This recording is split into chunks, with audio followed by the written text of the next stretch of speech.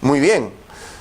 Entonces, ahora esta es la preexistencia, ¿no? Pero miren lo que dice 1 Timoteo 6:16. El único que tiene inmortalidad, que habita en luz inaccesible, a quien ninguno de los hombres ha visto ni puede ver, al cual sea la honra y el imperio sempiterno. Amén. Este es según Reina Valera, ¿ok?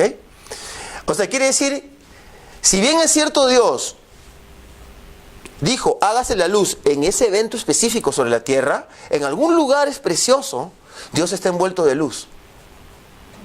Que no tiene que ver con el lugar específico donde estaba la tierra y él encontró esa oscuridad, sino con algo más, porque dice que él...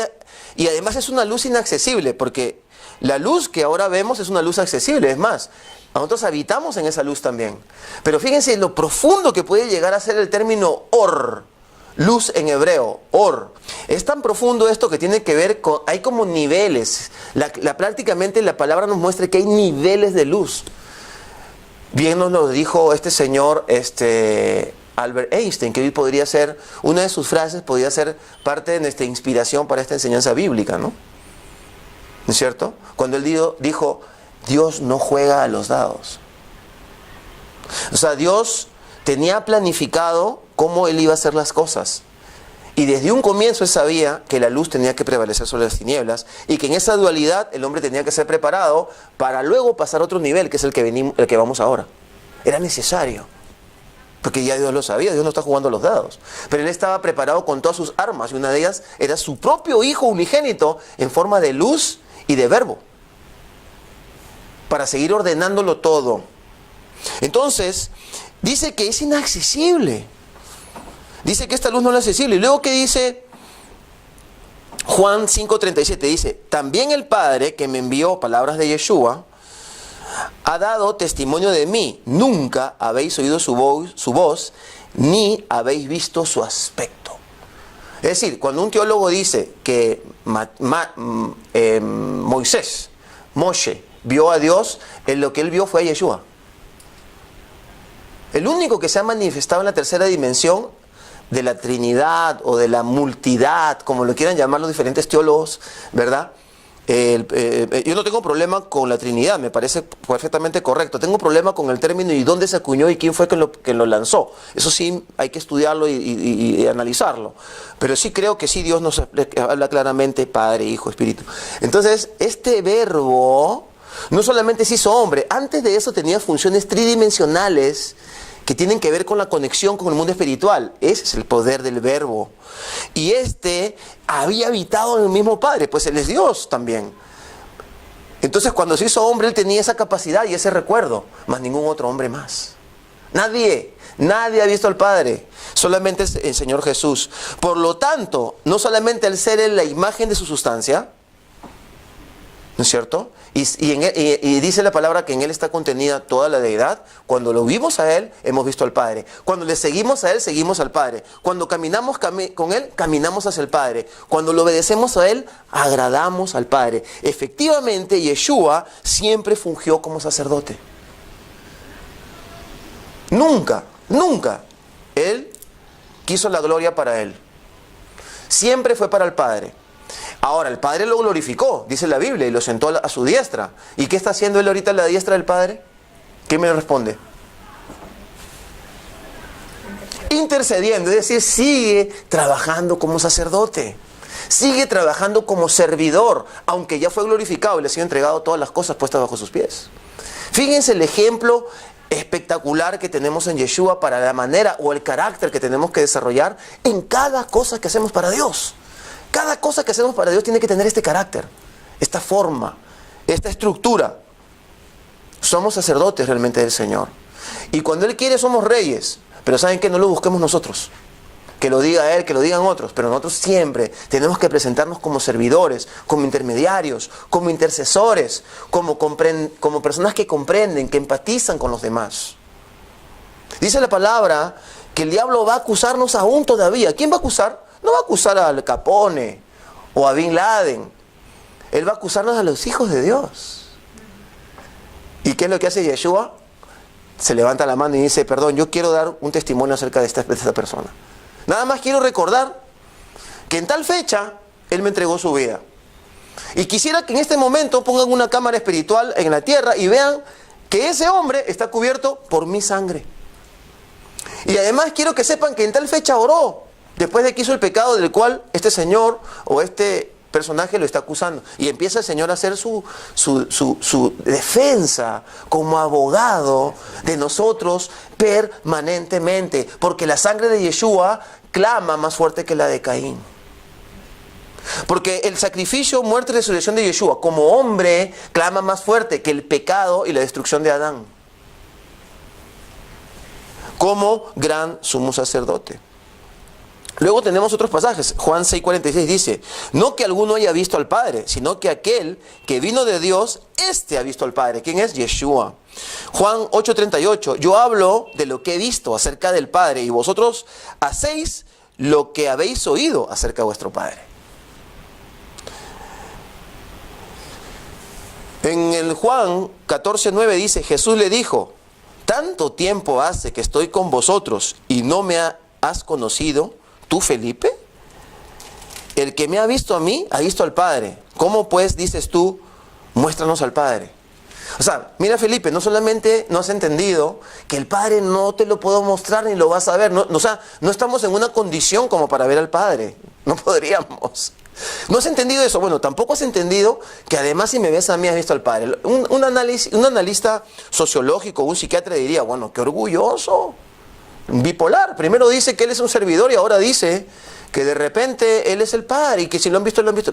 Pero ¿quién se atreve a decir que si lo ha visto él, lo ha visto al Padre? Pues por esa razón, antes de hablar de Jesús o analizarlo psicológicamente, lo cual a veces puede resultar absurdo, hay que estudiar su historia, de dónde viene este ser que se hizo hombre y quién es. Y si eso nos queda corto, pues miremos lo que ha logrado hasta el día de hoy y lo que él ha hecho. Y si tenemos fe, creamos que actualmente está intercediendo por nosotros en los lugares celestiales. Ese es un sacerdocio que va más allá del arónico.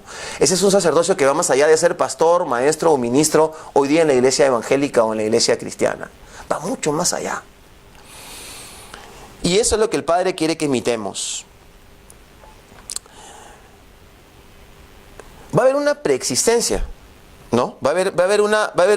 Hay una preexistencia, pero va a haber una glorificación, un regreso de Yeshua y una manifestación como hombre glorificado. Eso es algo que tenemos que esperar. Y eso culminaría su trabajo sacerdotal. Ese es el broche de oro. Esa es la razón por la cual Yeshua, y eso tenemos que entender todos los ministros o toda la gente que osamos hablar de Dios a los demás. Yeshua no lo hicieron gran sumo sacerdote porque él, Yeshua, el verbo, tenía que ser el gran sumo sacerdote. No. La razón es únicamente para salvar al hombre. Todo este rollo, toda esta estructura compleja de la salvación, todas estas muertes de mártires desde el tiempo de Caín, que su sangre clamó venganza, de Abel, que fue matado por Caín, todas estas vivencias que tuvo Abraham, todo el sufrimiento del pueblo de Israel, porque Israel, más de haberse equivocado, lo que ha hecho es que ha sufrido y lleva, dice, las marcas del propio Mesías en su estructura social. Es un pueblo que es como un pueblo de sacrificio, un pueblo sacerdotal también. Todo esto, todo lo que ha pasado con la iglesia, los mártires de la iglesia, toda esta paciencia de Dios para ir configurando un pueblo y luego traer un Mesías y luego llevarlo a las naciones, toda esta historia no es para que de repente aparezca un hombre y diga: yo soy el apóstol de todos no sé quién y yo soy el profeta y ahora se levanta este ministerio en tal ciudad, ¿no? O ¿sabes qué? Yo pertenezco a la iglesia, no te metas conmigo, yo soy miembro de la iglesia de Cristo. Antes de hablar eso, tendrías que pensar a cuánta gente le has predicado. Si tú no le has predicado a alguien en estas últimas semanas, hace un mes, tú no tienes derecho ni de abrir la boca. Porque la única razón que le puedes dar valor a la sangre de Cristo en tu vida es que prediques el Evangelio. Porque por esa razón es toda esta historia.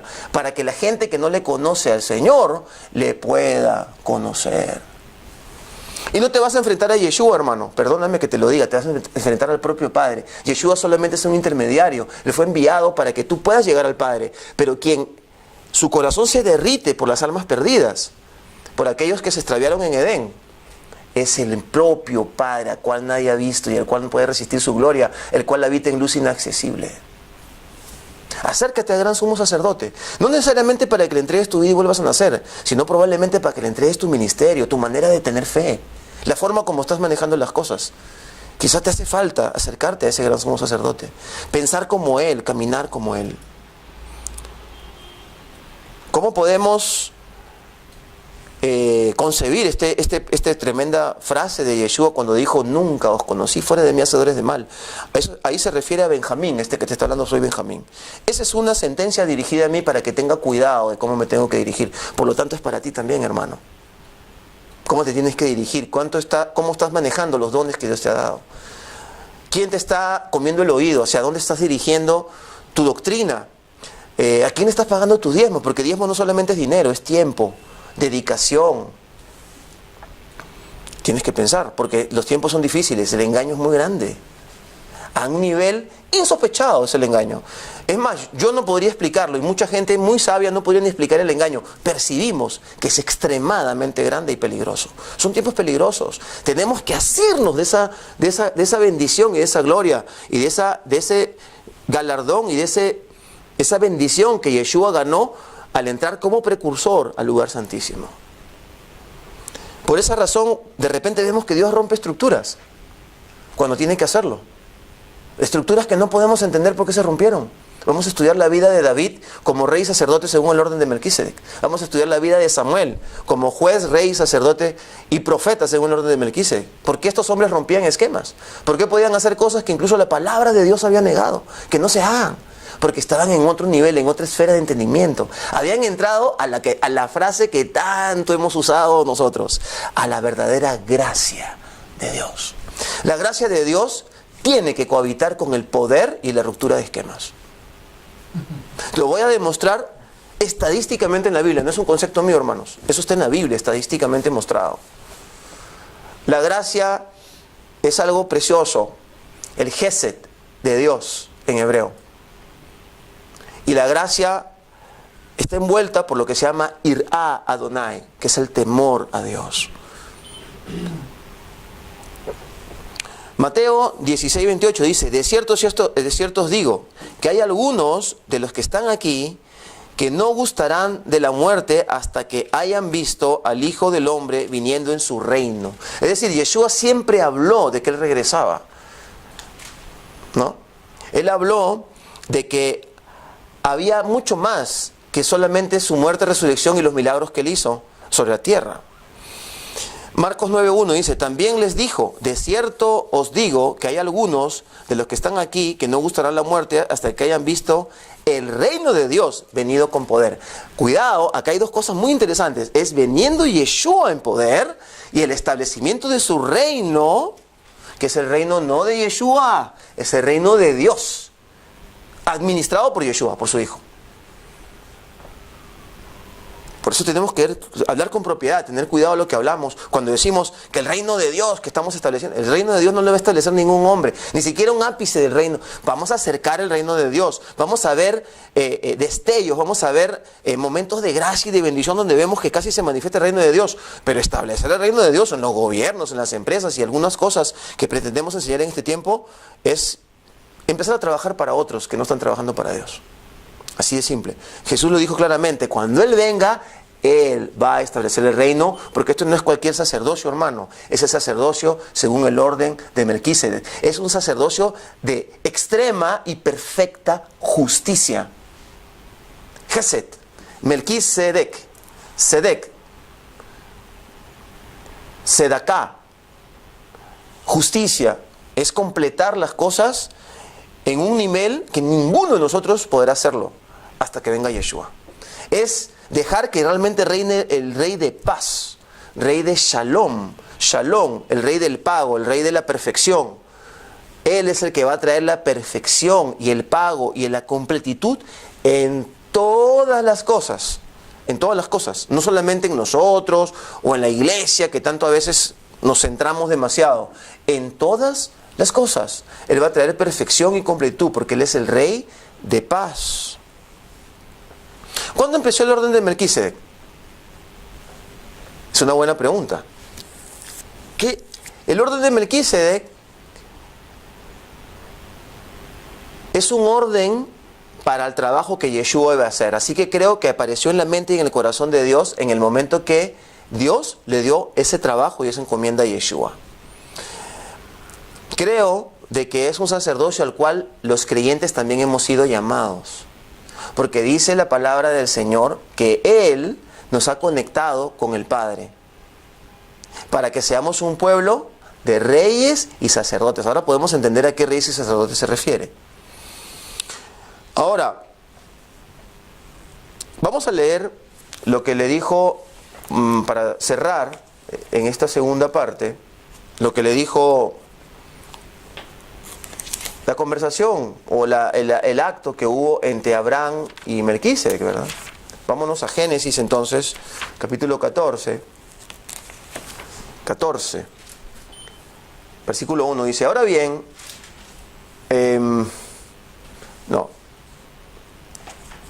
vamos desde el versículo 17. Pueden en sus casas leer desde el versículo 1, porque para que vean qué fue lo que pasó, cómo Abraham, por rescatar a Lot, terminó peleando con 5 reyes que vivían en la zona de Sodoma y Gomorra, reyes poderosos, prósperos, potentes, pero igual, ellos perdieron la guerra contra unos reyes que habían en el norte, y Abraham defendió a los reyes de Sodoma y Gomorra. Ese es un tema muy interesante que podemos estudiar históricamente en lo que es la función histórica de la iglesia en el mundo. Aquí nos lo muestra cómo Abraham se involucra con esta gente que no tenía que ver con él, y luego él está regresando, y aquí vemos lo que es la dignidad de un sacerdote según el orden de Melquisedec. Nosotros los hebreos sabemos que cuando él le ofreció pan y vino, lo estaba ordenando en ese momento. En ese momento cuando le ofreció pan y vino. Versículo 17. Después de que regresó, tras derrotar a Kedorlaomer y a los reyes que estaban con él, el rey de Sodoma salió a su encuentro en el valle de Saf o de Sabé, que es el valle del rey. Mi opinión personal, después de haber hecho mis estudios, creo que ese es el valle del Kidrón, frente al monte de los Olivos.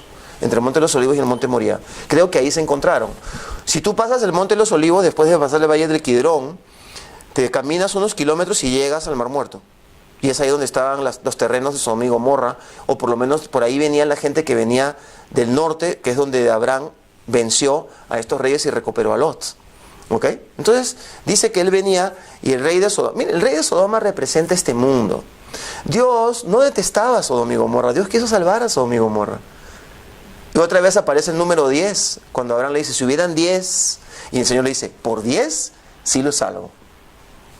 ¿No es cierto? Y no hubieron ni uno. Entonces el Señor, y luego un día vemos el gran sumo sacerdote, según el orden de Melquisedec, de Yeshua, cómo él le dice a la gente, si yo hubiera hecho estas señales, fíjense, porque ahí está halagando a Sodoma y Gomorra, indirectamente. Estas señales que dicen que perdón, los hubiera hecho en Sodoma y Gomorra, hasta el día de hoy esos pueblos existirían. Entonces Jesús le está diciendo, déjate de criticar al mol, déjate de criticar a los sodomitas, déjate de criticar a la gente, hermano. Deja de criticar. Ora para que se conviertan. Ese es el corazón de Yeshua. Yeshua es lo que dijo. Yo no me voy a poner a hablar mal de Sodoma y Gomorra. Yo no les voy a decir a ustedes lo que les gusta escuchar. Menos mal que Sodoma y Gomorra fue destruido porque eran unos sodomitas. Yo no voy a decir eso, diría Yeshua. ¿Saben una cosa? Cómo me hubiera gustado estar en ese tiempo. Cómo me dolió que no hubieran ni siquiera 10, lo que es un minyan para armar una sinagoga. 10 personas. Y tuvimos que destruir ese lugar porque su pecado había subido delante de mi Padre. Él quería salvar a esa gente. Entonces, Abraham venía de estar con Sodoma venía de trabajar para Sodoma y Gomorra. Pero acá hay un detalle que tenemos que entender. El rey de Sodoma y Gomorra sale y le dice, esta es una clave, hermanos, para poder empezar a sobrevivir a lo que viene. Pero Melquisedec, rey de Salem, sacerdote del Dios Altísimo, sacó pan y vino y lo bendijo diciendo, bendito sea Abraham por el Dios Altísimo, poseedor de cielos y tierra. Y bendito sea el Dios Altísimo, quien entregó a tus adversarios en tu mano. Y le entregó el diezmo de todo. ¿Quién? Abraham a Melquisedec. salió el rey de Sodoma, ustedes entiendan bien que venía Abraham, no venía solo, venía con su ejército y venía con el botín y con Lot, y venía, me imagino que venían haciendo hurras. ¡Ah, Abraham! ¡Ah, Abraham! Abraham se empezó a hacer más famoso de lo que era después de esa guerra. Y sale el rey de Sodoma, y en ese mismo escenario también sale Melquisedec. Y delante del rey de Sodoma lo bendice con pan y vino. Hermanos amados. En ese momento lo ordena como otro sacerdote más. Lo hace entrar a su club, lo hace entrar a su esfera, lo hace entrar a su familia en ese momento. No tiene que ir a Abraham a buscarlo. Ahí está claramente la figura de Yeshua Mashiach. Él sale a su encuentro. ¿Y qué hace Abraham? ¿Delante de quiénes? De todo el mundo. Saca los diezmos y le dice, ese es tú el gran jefe. A ti me someto. Diezmo quiere decir, no es dar el 10%. Mucha gente dice, ya di el 10%, Dios me tiene que bendecir. ¿Ah? ¿Cómo que no tengo carro todavía, Señor? Dios mío, en el nombre de Jesús pongo la mano sobre este carro, es mío. No estoy hablando de eso, hermanos. Dar el 10% significa, a ti te respeto, a ti te doy toda la gloria y toda la honra. Y escúcheme bien, dar el diezmo significa, a ti te obedezco. Hermano, no pierda su tiempo dando su diezmo donde sea. Limpie su alma, limpie su corazón y prepárese para ser un verdadero diezmador, que más que 10% es un concepto de vida que significa darle todo a Dios. Hablaremos más adelante de eso, cómo Yeshua enseña sobre el diezmo. Pero ya me imagino la cara del rey de Sodoma. ¿Y esto? Pero si este no se deja ver nunca y ha salido de Salem, bueno, nosotros estamos cerca, pero ¿y cómo que tiene que ver Abraham con él? Y de repente ve ese ritual precioso, maravilloso, que hasta el día de hoy hacemos en Shabbat, del pan y vino, y en las naciones lo hacen en lo que le llaman Santa Cena. Y entonces, versículo 22, versículo 21, entonces se mete en la conversación, en el evento, se mete el rey de Sodoma. Entonces el rey de Sodoma dijo a Abraham, dame las personas que has recuperado, mi gente, y toma para ti los bienes. Pero Abraham respondió al rey de Sodoma, he alzado mi mano a Yud-Hei Vav-Hei, el Dios Altísimo, poseedor del cielos y tierra. Y aquí tienes a su gran sumo sacerdote. Versículo 23, que de todo lo que es tuyo no tomaré ni un hilo ni una correa de sandalia, para que no digas, yo enriquecí a Abraham. Con la sola excepción de lo que han comido los jóvenes y la porción de Aner, Escol y Manré, los hombres que vinieron conmigo, solo ellos tomarán su parte. Esta es la dignidad y este es el reflejo físico manifestado en el área económica, en nuestras relaciones sociales, en nuestros pensamientos políticos y en todo lo que ahora nos está envolviendo en estos últimos tiempos. Esta es la forma, la ecuación perfecta como nos tenemos que mover. La riqueza nos la va a dar el Señor, y no por pactos que hagamos con determinada gente, porque somos sacerdotes ordenados por el gran sumo sacerdote según el orden de Melquisedec. Y aunque vamos a estar en la sociedad, este hombre peleó por la gente de Sodoma, no lo insultó, no lo mandó a rodar, tuvo una conversación con él y dijo, cuidado mi hermano, bendito sea el nombre de Dios, que de ti no recibiré nada, porque no solamente me estás dando dinero, me quieres comprar para muchas otras cosas más. Esa sería la forma de parafrasear este pasaje, y lo cual lo iremos viendo cuando Jesús se refiere a los nicolaitas. Iremos viendo cómo se desvía, cómo lo quieren desviar a Jacob de la visión a través de Labán. Hay una serie de personajes que son invitados a ir detrás del dinero y de ciertas relaciones para desviarlos del gran propósito que Dios tiene para sus vidas. Este Abraham no fue irresponsable, no dijo, bueno, yo no quiero recibir nada de ti, así que no importa que mi gente haya trabajado. No, que su sueldo, su dignidad y lo que tiene que recibir cada gente que peleó y que hizo lo que hizo. Yo no necesito recibir nada de ningún rey que está a punto de ser destruido incluso, que está prácticamente por la extrema gracia de Dios todavía viviendo en el planeta. Mi vida ha sido llamada para eternidad, para habitar en la presencia del Padre, en el lugar santísimo, y la voy a cuidar, y la voy a cuidar con todas mis fuerzas, con toda mi alma y con todo mi corazón, amando y sirviendo y dando mis diezmos, que significan mi obediencia y mi vida, a quien realmente lo merece. Hermanos, vamos a luego entrar a la clase, a la sesión o a la predicación número 3 la próxima semana. Va a estar muy bueno. Dios nos está hablando a todos, a mí, a todos nos está hablando con este tema precioso para poder caminar en esa dimensión profética, que es un orden sobre todo orden, el orden de Melquisedec. Que Dios te bendiga grandemente. Shalom.